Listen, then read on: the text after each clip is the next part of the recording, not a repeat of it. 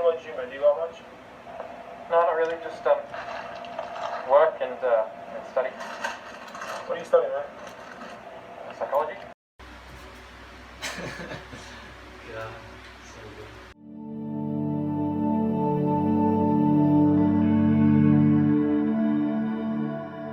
good. So I am. Well, it's a bit bright.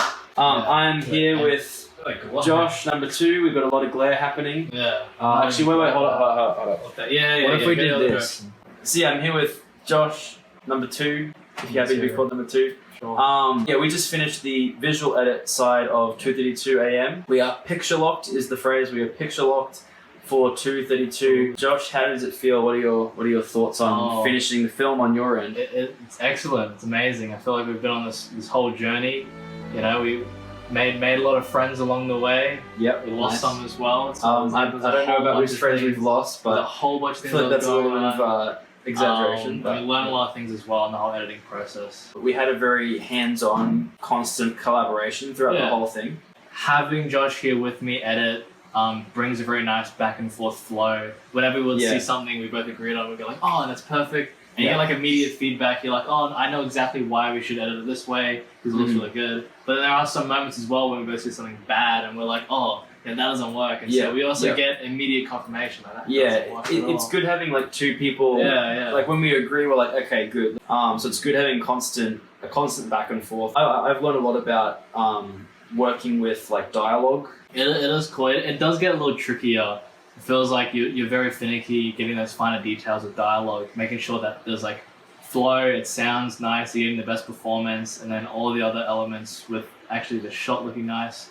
Movement as well needs to match up a lot when it comes to dialogue. Just like smallest mouth movements matter so much. Because it's so dialogue heavy, little things like when they pause or they say like an I don't know. There's a certain vocabulary that this kind of film has, but like in the same way that visually you need things to transition and smooth things out, also the audio of like the dialogue. Like sometimes Josh would find like just a random wild like I don't know, and would put it before a piece of dialogue to make it sound like it flowed better. Or just a small like like a tisk. Is that like a tisk? Yes, as well as like dialogue editing and the specifics of that. For this kind of movie, like pacing was pretty important. I feel like that's like one of the number one things. One of the number one things.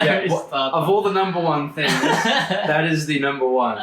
Yep. I'd say pacing is pretty crucial. It's pretty up there. We struggled a bit with going back and forth. We're like, okay, is the pacing good here? Should it be faster? Should it be slower? And then we kept rewatching the whole movie at once to see if the pacing would work. Just like a 2-second clip to see if how we paced that would work with the whole 10 minutes. An edit might look good, but then you watch the previous kind of section of the film, you're like, oh, okay, this was way too fast, then we have to slow it down. Like, this is like really boring and slow, so we have to pick it up. But yeah, I'm like really happy with the feel and the flow of it. So Josh is pretty much done. Yeah. Which is good for him. He can work on other bigger and brighter things. We We finally released Josh from like endless perfectionism. So many instances of, is there another take, or can we replay that shot like 8 times to see if it works? But Josh was very patient and put just up keep with it. rewatching the same thing. But we both have pretty high standards, so I feel like we collaborated pretty well. That's true. We're both as picky as each other. Yeah. But yeah, we're on to the audio parts of post-production. So we're going to do sound mixing and Foley. So TJ is going to be covering that. And then we've got Heavy Bones, aka Matt Dewson, composing the score. But yeah, that's it from us for now. I'm excited for the rest of the film, and I think we got a good one. So yeah, stay tuned. Definitely.